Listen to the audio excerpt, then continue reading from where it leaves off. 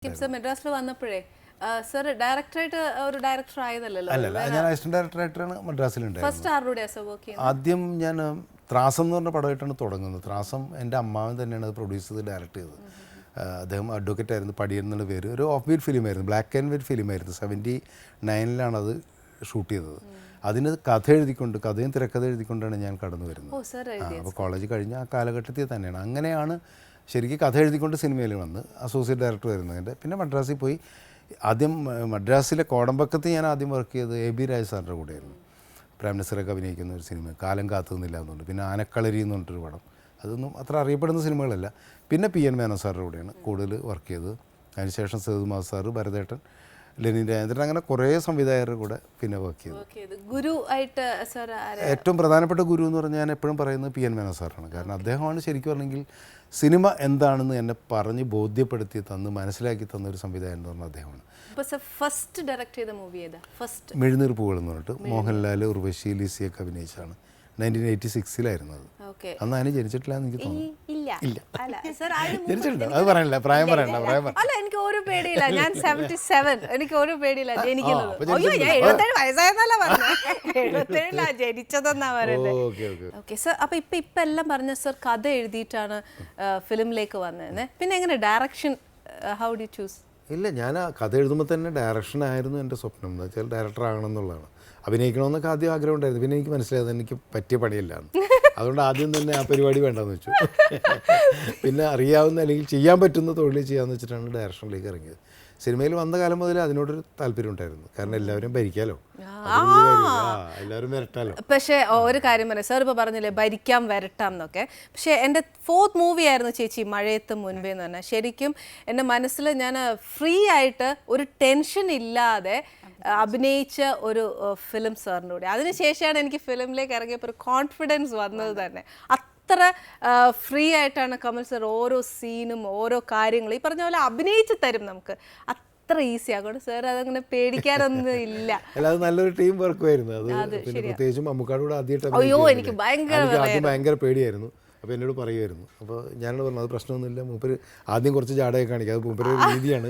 പിന്നെ ഏറ്റവും ഫ്രണ്ട്ലി ആവുകയും അല്ലേ, ഏറ്റവും കമ്മ്യൂണിക്കേറ്റ് ചെയ്യുകയും ചെയ്തു. പുള്ളിയായിട്ട് ഒത്തിരി ഹെൽപ്പ് ചെയ്തിട്ടുണ്ട്. ഈവൻ ഈ സീൻ ബൈ സീൻ ആയിട്ട് ഹെൽപ്പ് ചെയ്ത് നമ്മളെ ഒത്തിരി കോൺഫിഡൻറ്റ് തന്ന ഒരു വ്യക്തിയും കൂടിയാണ് സർ. ഇപ്പം എനിക്ക് തോന്നുന്നത് ഇപ്പം സർ സ്ക്രിപ്റ്റ് ചെയ്തു, ഇപ്പം ഡയറക്ഷൻ. അപ്പോൾ എന്നാന്ന് വെച്ചാൽ ഞാനൊരു കാര്യം ചോദിക്കട്ടെ, നമുക്ക് ബേസ് ഒരു ഫിലിം ഹിറ്റ് ആവണം എന്നുണ്ടെങ്കിൽ ഒരു ബേസ് വേണമല്ലോ. അത് സാർ എന്താ വിശ്വസിക്കുന്നത്? ഒരു ഡയറക്ഷനാണോ, ഒരു സ്ക്രിപ്റ്റാണോ, അതോ ഒരു ഫിലിമിൻ്റെ ബാക്കി കൊമേഴ്ഷ്യൽ വൈസ് പോകുന്നതുകൊണ്ടാണോ ഒരു പടം ഹിറ്റാവുന്നത്? പടം ഹിറ്റാവുന്നതും പടം നന്നാവുന്നതും തീർച്ചയായിട്ടും നല്ല സംവിധായകൻ അതിൻ്റെ പുറകിലുണ്ടാകുമ്പോഴാണ്. കാരണം അയാളുടെ കാഴ്ചപ്പാടാണ് ഒരു സിനിമ. അതാണ് ഞാൻ വിശ്വസിക്കുന്നത്. അതാണ് ഒരു സംവിധായകൻ്റെ കയ്യൊപ്പ് അല്ലെങ്കിൽ സംവിധായകൻ്റെ കല. സിനിമ എന്ന് പറയുന്ന സംവിധായകൻ്റെ കല എന്ന് പറയുന്നതിന് കാരണം അതാണ്. അപ്പോൾ ഒരു തിരക്കഥ തിരഞ്ഞെടുക്കുന്നതിൽ പോലും സംവിധായകൻ്റെ ആ കാഴ്ചപ്പാടുണ്ടെന്നുള്ളത്. ഏത് തരം സിനിമയാണ് ഞാൻ ചെയ്യേണ്ടത് അല്ലെങ്കിൽ ഒരു സംവിധായകൻ ചെയ്യേണ്ടത്, അതിനനുസരിച്ചാണ് അയാൾ തിരക്കഥ തിരഞ്ഞെടുക്കുന്നത്. ഇപ്പം മലയാളത്തിൽ തന്നെ നമുക്കറിയാം ഓരോ ഇപ്പോൾ പല തിരക്കഥാകൃത്തുകൾ ആലോചിച്ച് ഓരോ സംവിധായകർക്ക് ചെയ്യുമ്പോൾ അവരുടേതായ രീതിയിൽ സിനിമകൾ വരാറുണ്ട് അല്ലേ. നമുക്ക് ആലോചിച്ചറിയാം. ഇപ്പോൾ ഷാജിയുടെ കാര്യം തന്നെ അറിയാം. ഷാജിയും രഞ്ജിയും കൂടി പടങ്ങൾ ചെയ്തു.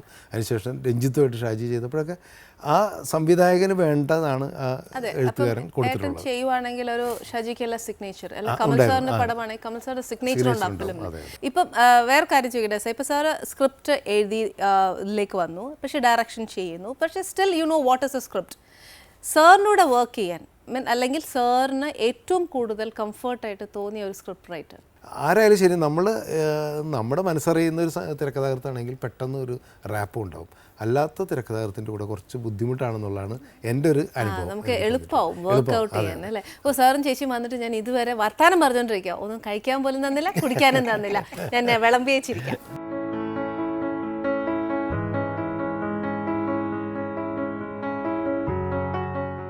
കഴിക്കണം സാർ? കഴിക്കും തീർച്ചയായിട്ടും കഴിക്കും. ആനി ഉണ്ടാക്കിയിട്ട് കഴിക്കാതിരിക്കാൻ പറ്റില്ല. സബു നോക്ക്, ഇത് ഞാൻ സത്യത്തിൽ ഞാനിവിടെ വരുമ്പോൾ ഇതിൻ്റെ പാർട്ടിയുടെ ആൾക്കാരോട് ചോദിച്ചു, ഇത് ആനി സ്വന്തമായിട്ട് ആണോ എവിടെന്നെങ്കിലും ഉണ്ടാക്കി കൊണ്ടുവന്നിട്ട് ഇവിടെ വെക്കലാണ്? കൺമുന്നേ കണ്ടു. അപ്പോൾ ബിഗിനിങ് ഇനീഷ്യൽ സ്റ്റേജ് തുടങ്ങി നമ്മൾ കാണുന്നതല്ലേ. നല്ലതായിട്ട് വ്യൂ ചെയ്യുന്നുണ്ട് കേട്ടോ. താങ്ക് യു ചേച്ചി. അല്ല ആനി എന്ന് കുക്കിംഗ് പഠിച്ചു എന്നൊക്കെ ആയിരുന്നു എനിക്കിപ്പോൾ സംശയം. അതെ, കുക്കിംഗ് ശരിക്കും അന്നൊന്നും സർ കാണുന്ന സമയത്ത് എനിക്ക് ഒരു വാക്കേ അറിയില്ലായിരുന്നു സത്യം. എന്നെ ഏട്ടൻ്റെ അമ്മ പഠിപ്പിച്ചല്ലേ. അപ്പൊ ഷാജിക്ക് ഒരു സല്യൂട്ട്. ഷാജിയുടെ അമ്മയ്ക്കും. ഒന്നും ഭക്ഷണ രീതിയൊക്കെ എങ്ങനെയാ ചേച്ചി? പറയുന്നത് സർ കഴിക്കൂ, അപ്പൊ ഞാൻ ചേച്ചിയോട് വർത്താനം പറയാം. നാടൻ ഫുഡ് ആണോ? ഈ ജങ്ക് ഫുഡ്സ് ഇല്ല അതൊന്നും പുറത്തു പോയി കഴിക്കാറുമില്ല. നമ്മൾ വീട്ടിലുണ്ടാക്കുന്ന തന്നെയാണ് കഴിക്കാം. ഏറ്റവും ഇഷ്ടം നോൺ നല്ല വെജ്? ടേസ്റ്റ് ഉണ്ട് കേട്ടോ. നോൺ വെജ് ഇത് ചിക്കൻ, മട്ടൺ, ബീഫ് ഒന്നും കഴിക്കാറില്ല. ഇല്ല. എങ്ങനെയുണ്ട് ചേച്ചി? ഓ അസലായിട്ടുണ്ട്. ആണോ? ചിക്കൻ അസലായിട്ട്. അതൊരു നാടൻ ചിക്കൻ എന്ന് പറഞ്ഞു കഴിഞ്ഞാൽ അത് തന്നെയാണ്. അതാ, ഇതിനകത്ത് നോ പ്രിസർവേറ്റീവ്, ഈ പട്ട ഗ്രാമ്പു അങ്ങനെയൊക്കെ എടുത്ത് ചെയ്തേക്കുന്ന ഫുഡാണ്. കറി മസാല മസാല ചേച്ചി മറ്റേ പട്ടയും ഗ്രാമ്പൂ പെരിഞ്ചീരം തനിയെ എടുത്തു, അല്ലാതെ പൊടിച്ചു വെച്ചില്ല. ഇനി സാറിന് ഇങ്ങനെ ഡെയിലി റൂട്ടീനിൽ അങ്ങനെ വല്ല ഇന്ന ഭക്ഷണം രാവിലെ അങ്ങനെ ഒന്നുമില്ല സാറിന്റെ ഡെയിലി റൂട്ടീനിൽ? വീട്ടില് നമ്മൾ ഉണ്ടാക്കുന്ന എല്ലാം ഇഷ്ടമാണ്. ഹെൽത്ത് കോൺഷ്യസ് അതാണ്. എണ്ണയൊക്കെ അധികം ഉപയോഗിക്കാറില്ല. മുമ്പൊന്നുമില്ല. ഇല്ല എന്നാലും കുഴപ്പമില്ല. ഇതൊക്കെ ഞാൻ കുറച്ച് തന്നെ ഉപയോഗിക്കാറുള്ളൂ. ഞാനത് തനി നമ്മുടെ വെളിച്ചെണ്ണയിലാ ചെയ്തേക്കുന്നത്. സർ കഴിക്കണം, കഴിച്ചിട്ട് വർത്താനം പറയാം, അല്ലെങ്കിൽ പ്രേക്ഷകർ എന്നോട് പറയും ഏത് നേരവും വർത്താനം പറഞ്ഞുകൊണ്ടിരിക്കുക, അവരോട് വർത്താനം പറയാം. ആ സത്യവാ.